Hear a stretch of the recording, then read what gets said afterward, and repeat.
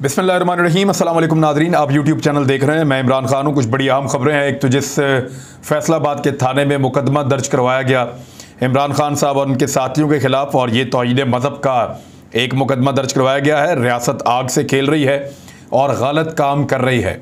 यानी ये ऐसी चीज़ें हैं जिससे नुकसान होता है, ये ऐसी चीज़ें हैं जिससे मुल्कों को और कौमों को नुकसान होता है।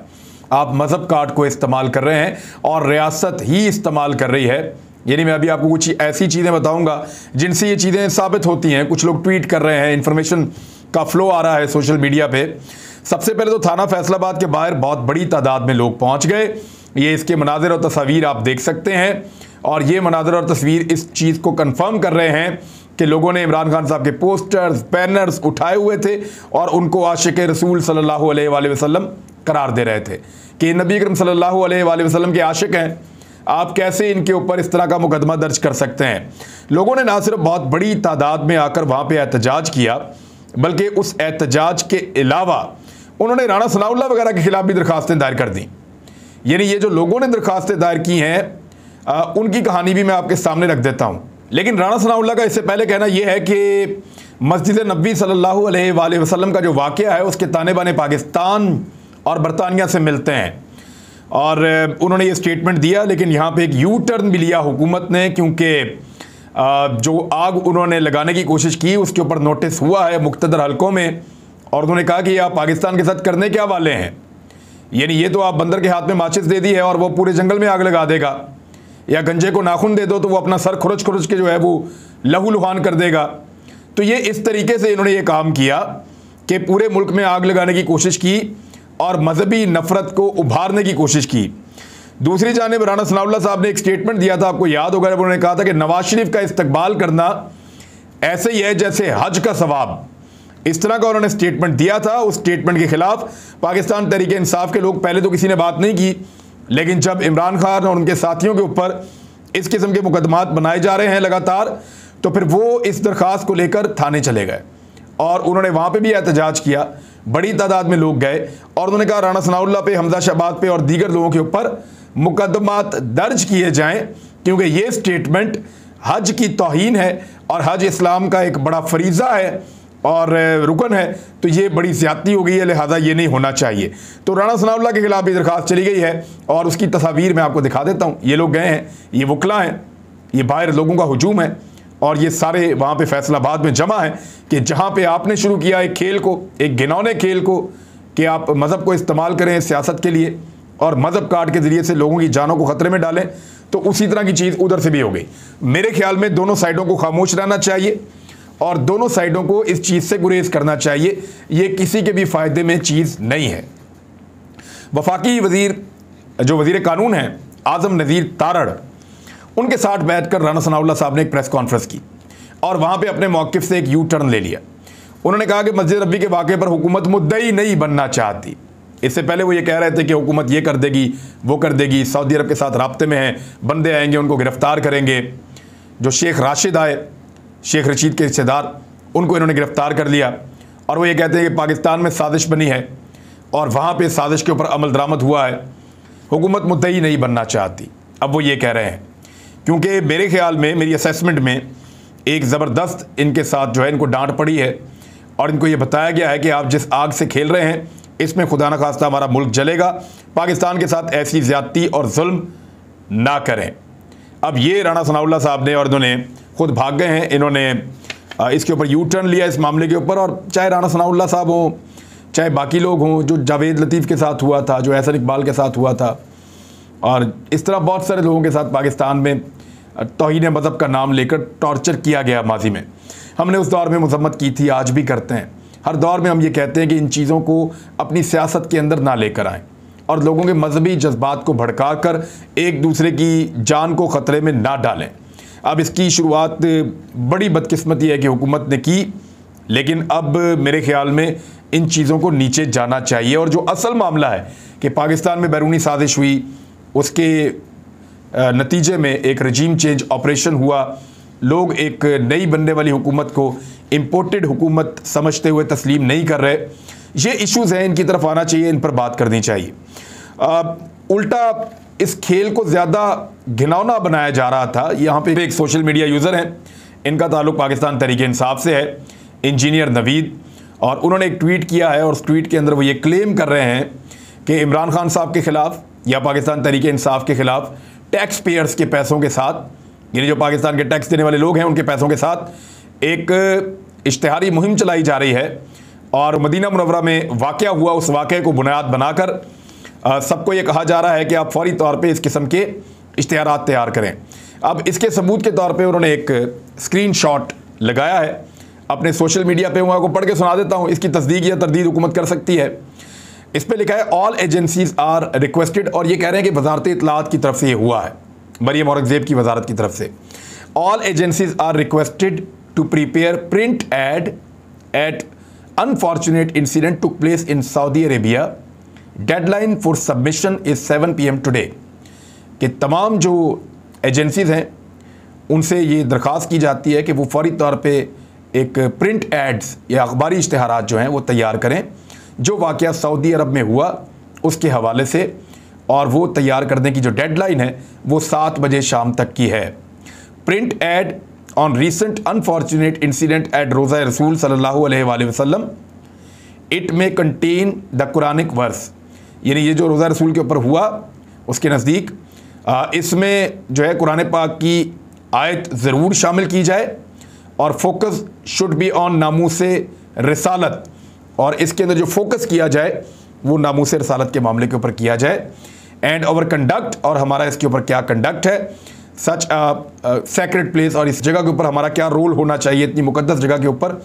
तो इस किस्म के ये अहकामात जो हैं वो दिए गए हैं बकौल इस सोशल मीडिया अकाउंट के जो पाकिस्तान तहरीक इंसाफ से ताल्लुक़ रखता है, और 7 बजे शाम तक की डेडलाइन है कि इसमें ये तमाम इश्तिहारात दिए जाएँ। अगर ये इश्तिहारात अखबारात में छप जाते हैं तो चीज़ें बड़ी क्लियर हो जाएंगी कि वाकई में ये खबर सच है, और ये अगर इश्तिहारात नहीं छपते तो फिर इसका मतलब है या तो ये इश्तिहारात थे ही नहीं, ये खबर गलत थी, तो या फिर उन्होंने रोक दिया है जिन्होंने राना सनाउल्लाह साहब वगैरह को यू टर्न लेने पर मजबूर किया कि हुकूमत इसकी मुद्दई ना बने इन मामलात की, ये जो नफरत अंगेज़ मामलात फैलाए जा रहे हैं।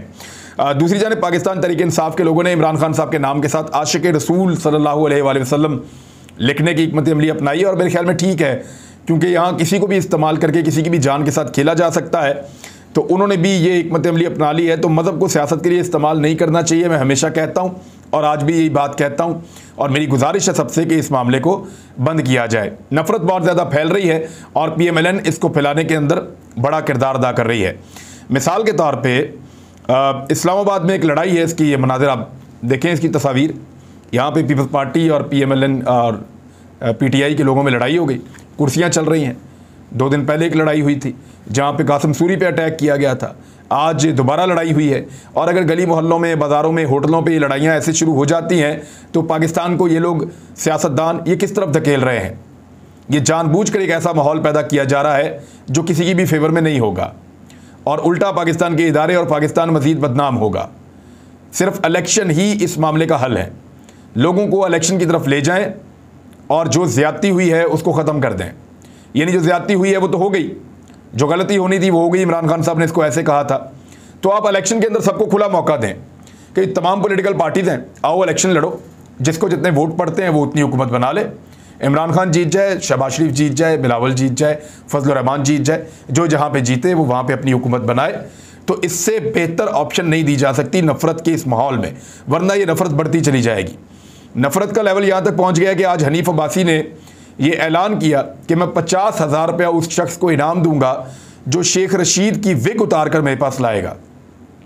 यानी आप यहाँ से अंदाज़ा करें कि शेख रशीद की विग चाहिए और उस पर मैं इनाम दूंगा। यानी ये किस तरह की सियासत हो रही है कि शेख रशीद की विग उतार के ले आओ, कल कोई कहेगा उसकी जो है वो पैंट उतार के ले आओ, कल कोई कहेगा उसका फलां चीज़ उतार के ले आओ, तो मैं इनाम दूंगा। तो ये क्या चल रहा है पाकिस्तान की सियासत में? ये इंतहाई गलीज़ और गंदी सियासत है। ये नहीं होनी चाहिए कि शेख रशीद की विग उतार कर ले आओ, तो शेख साहब वहाँ पे क्या फिर विग के बगैर फिर रहे होंगे, और वो विग आपने कर दी क्या है किसी की तौहीन करके। तो ये मैं इनाम दूंगा, ये उन्होंने कहा जी शेख रशीद की विग ले आओ। दूसरी जानब शेख रशीद अहमद ने जो है वो ये एक दरख्वास्त जमा करा दी है FIR के लिए कि अगर मेरी जान को ख़तरा है और अगर मुझे मारा गया तो उसने शरीफ ख़ानदान के लोगों के और राना सनाउल्लाह के नाम लिए हैं कि ये लोग जिम्मेदार होंगे अगर मैं मारा गया या मेरी जान जो है उसको नुकसान पहुंचा तो, और मेरी जान को इन लोगों से खतरा है, ये किया। फिर शेख रशीद ने बताया कि उनके मीडिया सेंटर के ऊपर एक छापा भी मारा गया है, लेकिन किसी की गिरफ्तारी नहीं की गई और छापे मारने का सिलसिला तो जारी है। मैं आपको एक और खबर दे देता हूं कि आरिफ हमीद भट्टी साहब जो सीनियर सहाफ़ी हैं, मेरा बड़ा अच्छा उनसे ताल्लुक़ है, गुज़िश्ता रात ये 2 मरतबा हो चुका है, उनके घर के ऊपर बाकायदा नामालूम अफराद आते हैं और वो आके बहुत देर तक वहाँ पे सर्वेलेंस करते हैं, फिर उनकी बेल्स बजाई जाती हैं। और जब क्योंकि आरिफ हमीद भट्टी साहब के घर के बाहर कोई सिक्योरिटी गार्ड नहीं है और उन्होंने कैमरे भी नहीं लगा रखे, और वो एक मॉडल टाउन के एक दरमियाने से घर के अंदर वो रहते हैं। अब वहाँ ना सिक्योरिटी गार्ड है ना उन्होंने कैमरे लगाए हुए हैं, वो खुद ही अपने दरवाजे पर आए तो बड़ा अजीब तरीके से सवाल पूछा उस शख्स ने जो वहाँ पे सामने मौजूद था, और उसको देखते ही आरिफ हमीद भट्टी, क्योंकि बहुत पुराने एक जर्नलिस्ट हैं, उन्होंने पहचान लिया कि ये आदमी किसी इदारे का लगता है और ये सिर्फ हरासा करने के लिए आया। तो फिर उन्होंने उसको कहा कि ये जाके कहीं और इस तरह की चालाकियाँ करना, थोड़ा सख्ती से बात की, तो फिर वो वहाँ से भाग गया। बहरहाल ये इसी तरह की हरासा करने के तरीक़ेकार होते हैं। शुरू में हरासा किया जाता है, रात के वक्त लोग भेजे जाते हैं, कभी बेल बजा देते हैं, कभी लोग झांक रहे होते हैं, कभी कुछ इस तरह की हरकत, कभी कोई लेटर फेंक दिया जाता है, तो ये चीज़ें की जाती हैं। ये पहली स्टेज है, उसके बाद हरासमेंट को बढ़ाया जाता है और अल्टीमेटली बंदों को गिरफ्तार भी किया जाता है। तो आरिफ हमीद भट्टी साहब हमारे बड़े अच्छे दोस्त हैं, हम इस मुश्किल वक्त में उनके साथ खड़े होंगे, ये एक ज़्यादती है। अब आपके सामने एक और डाटा शेयर करता हूँ, ये बहुत इंपॉर्टेंट है, लेकिन इससे पहले ये खबर ले लें कि नवाज शरीफ साहब की सज़ा मुअत्तल करने का फैसला किया जा चुका है। इसको हतमी मरहले में दाखिल किया जा रहा है और मौजूदा हुकूमत इसके ऊपर पूरा प्लान कर रही है कि किस किस तरीके से आइनी ऑप्शंस, कानूनी ऑप्शंस इस्तेमाल करते हुए साबिक वज़ीर-ए-आज़म नवाज शरीफ साहब की सज़ा को मुअत्तल किया जाता है। राना सनाउल्लाह साहब और मरियम नवाज़ साहबा इस सारे मामलात को देख रहे हैं और कानूनी माहिरीन भी इसके अंदर मदद कर रहे हैं। तो राना सनाउल्लाह साहब ने इसका इशारा भी दे दिया है, नवाज शरीफ साहब की सज़ा को मुअत्तल किया जा सकता है। तो वो लोग जिन्होंने पाकिस्तान के साथ ये तजर्बा किया है वो मुबारकबाद के मुस्तहिक हैं कि एक मफरूर मुजरिम जो पाकिस्तान से भाग गया था इलाज करवाने के लिए कि 4 हफ्ते में वापस आ रहा हूँ, वो 2.5 साल के बाद उसकी सज़ा मुअत्तल करने की बात हो रही है। और जिन्होंने ये तजर्बा किया है उन सबको मुबारकबाद हो। शहबाज शरीफ साहब ने जो लाहौर का दौरा किया उसकी अच्छी कवरेज नहीं हुई, उनका स्टैंडर्ड मीट नहीं किया पाकिस्तान टेलीविज़न ने, PTV ने, और PTV के 17 बंदे मुअत्तल कर दिए गए हैं। 17 बंदों को फारिग कर दिया गया पाकिस्तान टेलीविज़न के कि आपने शहबाज शरीफ के लिए अच्छी कवरेज नहीं करवाई। तो सोशल मीडिया के दौर में और जो इलेक्ट्रॉनिक मीडिया उसके दौर में आज भी वो PTV के ही सारे, वो समझते हैं कि PTV सारा कुछ करके देगा, तो ऐसा तो नहीं होता। 17 बंदे मुअत्तल जो किए गए हैं उन बंदों का ये कहना है कि उनको सियासी इंतकाम का निशाना बनाया गया है। अब जो 2 खबरें हैं ज़रा ये गौर से सुनिएगा। मौलाना फजलुर रहमान साहब ने इमरान खान साहब के ऊपर एक बड़ा संगीन एलिगेशन ये लगाया था कि ये आदमी यहूदियों का एजेंट है, इसने पाकिस्तान में हज महंगा कर दिया है। 2021 में और 2020 में इन्होंने बड़ा रोला डाला हुआ था कि हज महंगा कर दिया, ये आदमी इस्लाम का दुश्मन है, यहूदियों का एजेंट है, इस तरह की बातें कर रहे थे। इमरान खान साहब का 2021 वाला जो हज था उनके दौर में उसके जो पैसे देने पड़ते थे सरकारी हज के, वो 4,80,000 कुछ जगहों पे और 4,90,000 कुछ जगहों पे, और कुछ जगहों पे 4,35,000, ये 4.5 लाख का, 4.25 लाख का हज था। किस दौर में? इमरान खान के दौर में, 2021 में, पिछले साल तक। और इसके ऊपर बड़ा वावेला करते थे फजलुर रहमान साहब और उनकी पार्टी के तमाम लोग। अच्छा, इस मरतबा जो सरकारी हज है मैं उसके बारे में आपको बता देता हूं कि कितने का हो रहा है। और फजलुर रहमान साहब की अपनी पार्टी का हज मिनिस्टर है। और पहले इमरान खान जब कहते थे कि पूरी दुनिया के अंदर चीज़ें महंगी हो रही है, सऊदी अरब ने हज महंगा कर दिया है, सऊदी अरब ने इतनी सख्तियां कर दी हैं, तो उस वक्त फजलुर रहमान नहीं मानते थे। वो कहते थे झूठ बोलता यहूदियों का एजेंट है। अब जरा फजलुर रहमान साहब के अपने जो वजीर हज हैं उन्होंने जो हज की स्कीम का ऐलान किया है, तो हज की कीमत बढ़ के यानी 4.5 लाख से बढ़ के 9,49,000 यानी 9.5 लाख हो गई है। दुगनी कीमत कर दी इन्होंने हज की।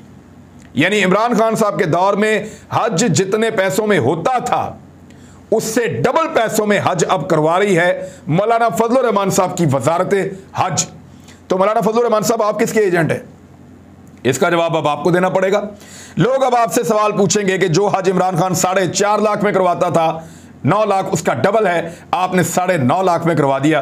डबल से भी ज्यादा कीमत के अंदर आप हज करवा रहे हैं। कौन है आप? यानी अगर इमरान खान यहूदियों का एजेंट था, यानी इमरान खान अगर इस्लाम का दुश्मन था, यानी इमरान खान अगर हज से लोगों को रोकना चाहता था, गरीब को हज करने से मना करना चाहता था, तो वो तो 4.5 लाख में करवा रहा था। आप 9.5 लाख में करवा रहे हैं। आप क्या चाहते हैं हुजूर? अपने बारे में भी जरा कोई स्टेटमेंट दीजिए और बताइए कि हज इतना महंगा आपने क्यों कर दिया। यह है आम तरीन सवाल। और एक और खबर, यह बड़ी अहम खबर है और इसका डाटा मेरे पास मौजूद है, मैं आपके साथ शेयर कर देता हूं। डाटा यह कह रहा है कि नई हुकूमत का जो पहला महीना है, यानी अप्रैल का महीना, इसमें 20 दिन इस हुकूमत ने, यहां पे 20 दिन तक ये हुकूमत मौजूद रही है और उससे पहले भी कंट्रोल इन्हीं का हो गया था हर चीज़ के ऊपर, और रातों को अदालतें खुल रही थी, हर चीज़ पे कंट्रोल इनका था। तो इदारा शुमारियात ने महंगाई से मुतालिक माहाना रिपोर्ट जारी कर दी है, जिसके मुताबिक मुल्क में मुसलसल छठे महीने में भी महंगाई की शरह दोहरे हिस्से में रही है। अप्रैल में महंगाई की शरह बढ़कर, मजीद बढ़कर, यानी 27 माह की बुलंद तरीन सतह पे महंगाई पहुंच गई है। ये हुकूमत बनी थी महंगाई को कम करने के लिए, ये आए थे महंगाई को खत्म करने के लिए, और इनके दौर में जब ये आए हैं तो लगातार चीजों की कीमतें बढ़ी हैं और बढ़ के पहुंच गई हैं 27 महीनों की बुलंद, यानी पिछले 2.5 साल की बुलंद तरीन सतह के ऊपर ये महंगाई को लेकर चले गए हैं। और एक और चीज, 13.37% महंगाई हो गई है। जनवरी 2020 जब कोरोना अपने उरूज पे था, उस वक्त से लेकर अब तक ये महंगाई की सबसे बुलंद तरीन शरह है। यानी जब कोरोना था ना, तब भी इतनी महंगाई नहीं हुई थी जितनी महंगाई इन्होंने अब कर दी है। अप्रैल में महंगाई में 1.61% का इजाफा हुआ। देही इलाकों में महंगाई 1.63% और शहरी इलाकों में महंगाई 1.6% तक बढ़ी। मार्च 2022 में महंगाई की शरह 12.7 थी और ये बढ़कर अब 13.37 हो गई है। तो ये जनाब इन्होंने किया पाकिस्तान के साथ। हज भी महंगा, चीज़ें भी महंगी। अब तक के लिए इतने, अपना ख्याल रखिए, अपने इस चैनल का भी। अल्लाह हाफ़िज़।